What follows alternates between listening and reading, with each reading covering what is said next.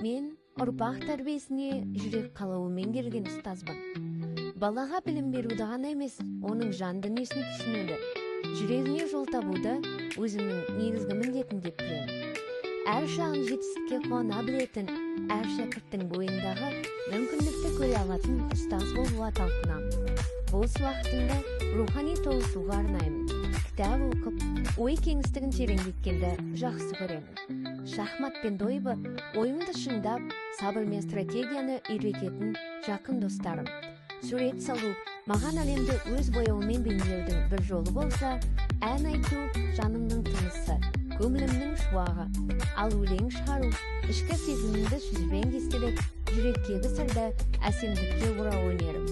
Өмірде қарапайымдылық пен ізгілікті еңбектенумен алға ұмтылуды ұстанамын.